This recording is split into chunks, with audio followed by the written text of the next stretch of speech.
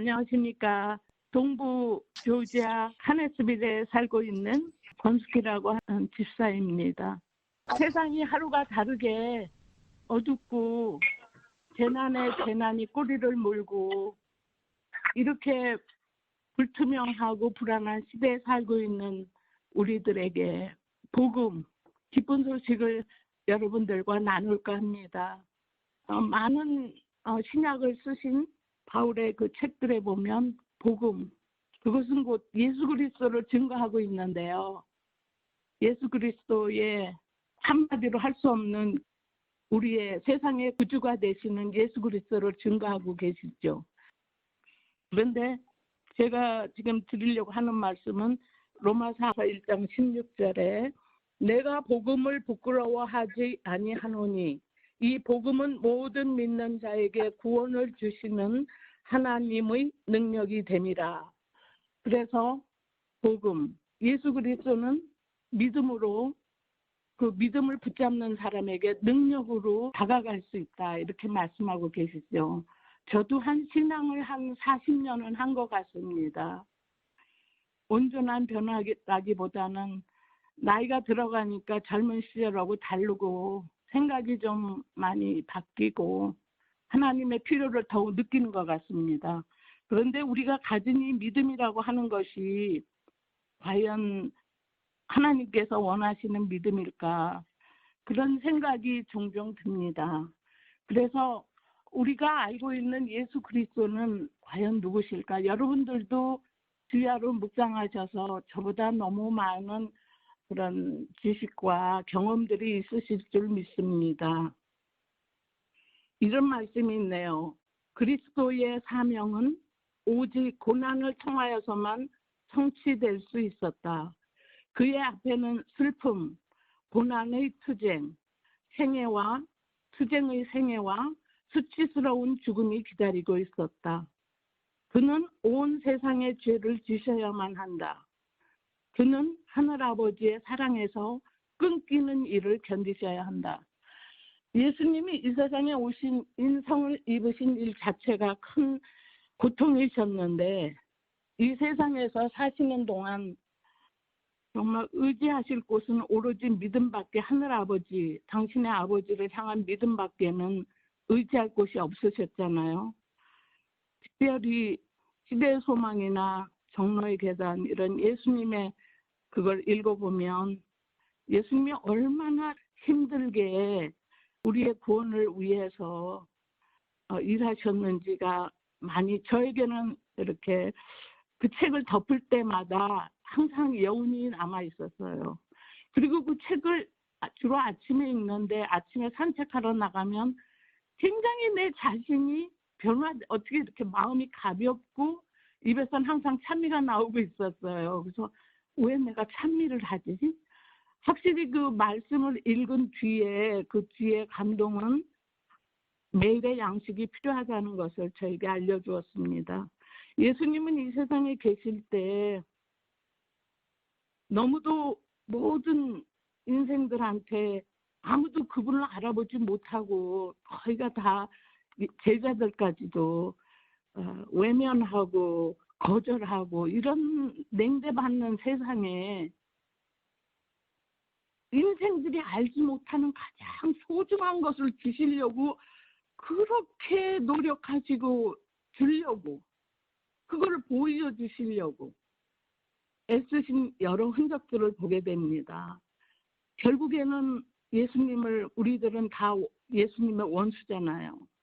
왜냐하면 죄로 예수님을 십자가에 못 박았기 때문에. 그래서 우리가 이렇게 예수님이 힘들고 거칠은 이 세상의 삶 가운데서 예수님에게 가장 그 위안을 준 그 3가지의 예를 제가 오늘 여러분과 생각하고자 합니다.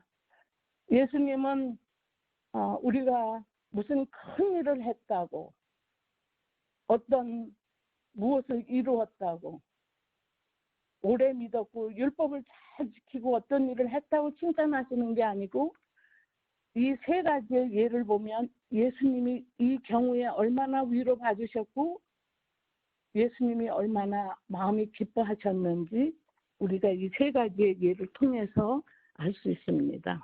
그 첫 번째는 혈루증을 앓는 여인이었는데, 이런 얘기들 여러분도 설교에서 많이 들으시고 읽고 하셔서 잘 아십니다. 그런데 그 여인이 이 세상에서는 의술이나 무슨 어떤 걸로 고칠 수 없다는 걸 알고 그 딱 절망을 느꼈을 때 그 예수님의 그 알아본 거죠. 내가 저분께만 가면 내 병이 고침 받을 텐데 하는 생각에, 근데 사람이 너무 많기 때문에 도대체 가서 말을 걸 수도, 저를 위해 기도해 주시거나 안수해 주시거나 하다못해 뭐 그렇게 할 수가 없어요. 사람이 너무 많기 때문에 막 밀고 막 뭐 야단이기 때문에. 근데 이 여인은 생각하기를 너무 간절하기 때문에, 너무 꼭 필요하기 때문에 가서 그 겉옷만, 내가 그 옷자락에 손만 대도 내가 나음을 입을 텐데 라고 생각하고 막 군중에 밀려서 휩쓸려 갔겠지요. 우리가 상상해 보면. 그런데 가까이 갈 수가 없는 그때에 예수님께서 정말 밀치는 것처럼 우연히 오는 것처럼 그 여인 옆으로 오셔가지고 그 여인이 옷자락을 만지게 하셨는데요. 제자들이 예수님이 돌아서서 누가 내 옷을 만졌느냐, 내게서 능력이 나갔노라 그렇게 하니까 제자들이, 아니 사람이 이렇게 많은데 그거 누가 다 밀고 이렇게 한 거지 그거 뭐. 근데 예수님이 왜 거기서 이것을 꼭 이렇게 밝히셔야 되는 이유가 있으셨잖아요. 그것은 그 여인의 그 믿음을 칭찬해 주기 위해서이기도 했고, 또 그 속에는 그 여인을 향해서 그 여인의 생각과 마음을 아시고 다가가시는 하나님의 사랑을 우리가 또 볼 수 있고, 그래서 그 여인이 누가 이렇게 내 옷자락을 만졌느냐 했을 때 그 여인이 예수님 앞에 무릎을 꿇고 제가 만졌나이다 하면서 다 그 얘기를 하죠. 내가 고칠 수 없는 병에 걸렸는데. 그렇게 다 얘기했을 때 예수님이 이 여인의 믿음을 칭찬해 주셨습니다. 그것은 그 여인에게도 병을 고침받는 큰 복이기도 했지만, 이스라엘 백성이나 거기 서 있는 많은 사람, 또 오늘날 우리에게까지 큰 교훈을 주고 있습니다. 이렇게 자기의 간절한 필요 때문에 예수님께 간절히 나가고자 했던 이 혈루증을 앓는 여인의 그 믿음은 칭찬을 받았습니다. 그 다음에 두 번째는 로마의 백부장입니다. 이 얘기도 여러분이 잘 아십니다. 백부장이 뭐 자기 집에 아들이나 딸이 아픈 것도 아니고 자기 집에 그 노예, 그러니까 종이 아픈 건데, 이 사람은 예수님께 고쳐달라고 유대의 관원, 그 유대의 지도자들한테 부탁을 했죠. 근데 이 사람은 특이한 것이 로마의 그 종교가 있고 로마 사람이 있고 지금 지배인과 피지배인의 사이인데도 이스라엘 종교를 이렇게 허투루 보지 아니하고 또 예수님의 그 모든 소문과 이 인격을 아주 흠모하고 존경했다는 걸 알 수 있습니다. 근데 이 사람은 그 지도자들이 병을 고쳐달라고 했을 때 예수님도 그 집을 향하여 걸어가실 때에 이 사람이 한 말이 참 저는 너무 좋습니다. 이 사람이 말하기를, 나도 내 위에 상관이 있고 백부장이니까 100명의 부하가 있고 집에는 하인들이 있고 다 있잖아요. 이 서열이 있는데 예수님이 그러니까 정말 이렇게 크신 분께서 저희 집까지 어떻게, 그 백부장 정도 됐으면 집도 좀 그렇게 허름해서 오시지 말라고 한 뜻은 결코 아니잖아요. 어떻게 말로만 하셔도 나을 수 있잖아요 라고 하는 그 큰 믿음을 나타냈을 때 예수님에게 그 부탁을 한 이스라엘의 지도자들은 너무 부끄럽게도 그 로마의 백부장과 같은 믿음을 가진 사람이 하나도 없었어요. 그들은 어떻게 하면 아, 저 양반이 저 큰 이적을 얼마나 많이 베푸나, 무슨 큰 일을 하나. 그러니까 자기의 그 생각 속에 예수님을 그렇게 넣고, 그렇게 될 때 내가 예수를 믿으리라, 이런 생각으로 따랐잖아요. 그런데 이 백부장은 말씀만 하옵소서, 저희 집에 들어오는 것을 감당할 수 없다고. 그랬을 때 예수님이 깜짝 놀라시면서, 이스라엘에서도 이만한 믿음을 만나보지 못했는데, 믿음을.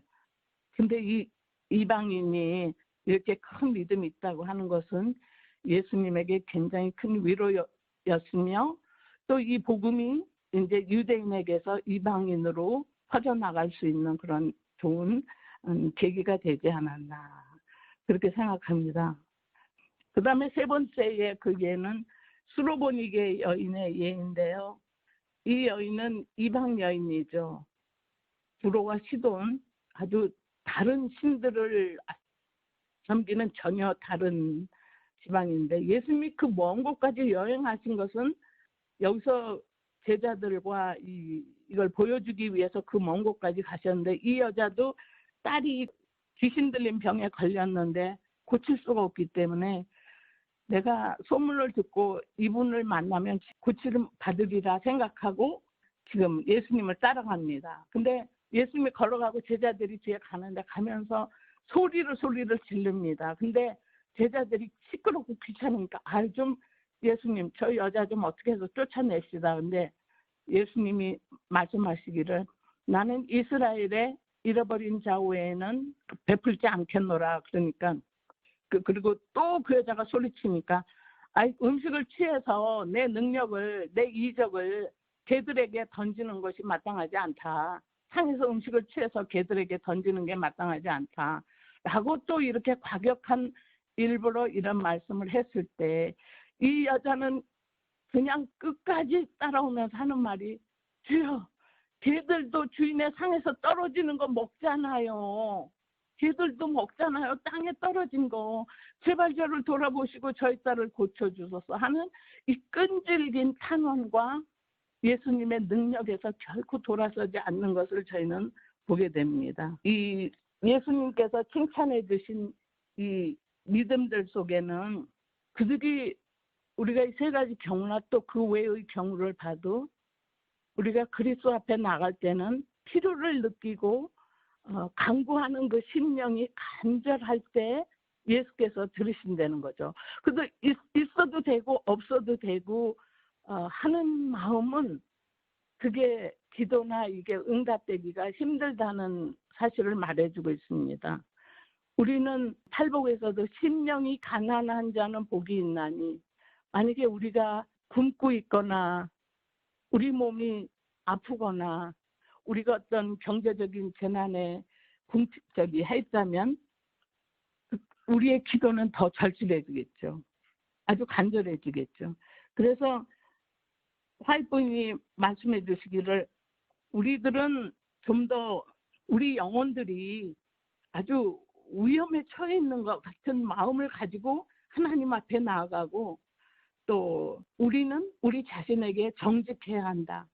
마치 우리 생명 자체가 위험에 놓인 것처럼 그렇게 예수님 앞에 다가가야 한다. 근데 우리는 사실 그러한 생활적인 그런 거는 오히려 느끼지 않지만, 우리 모두는 영적인 갈구는 누구보다 크리라고 생각합니다. 예수 그리스도의 품성과 우리를 비교할 때, 그 말씀들을 읽을 때 그분의 수 없는 그 희생과 또 큰 사랑과 하늘의 그 말할 수 없이 크신 창조주 하나님께서 이 세상에 죄의 종의 종으로 와서 배역하고 배도하고 하는 원수와 같은 저희들을 구원해 주시기 위하여 그렇게 큰 희생을 치러 주신 걸 생각할 때, 정말 우리가 어찌 숙연해지지 않으며 예수님의 사랑으로부터 돌아설 수 있을까, 그런 생각이 듭니다. 그래서 우리는 정말 우리 영혼의 그 필요를 더욱 간절히 느끼고, 또 이렇게 예수님 앞에 나아감으로 다 능력을 받은 이 복음의 능력을 받은, 그리고 제가 한 가지 더욱 꼭 한 가지 얘기하고 싶은 것은 이 복음은 모든 믿는 자에게 능력이 된다고 하셨는데 그중에 가장 우리가 해야 될 것은 우리가 마음속에 품은 그 한 가지 죄, 버리지 않는 그 죄, 그것 때문에 우리는 영원히 잃어버린 바 될 수 있다고 합니다. 우리는 뭐 죄를 한꺼번에 이렇게 딱 끊어내는 게 아니라 우리가 어제 다르고 오늘 다르고 내일 다르고 그것은 향상으로 계속적으로 올라가는 것이기 때문에 그 계단은 단계는 모두 새롭고 다를 수 있습니다.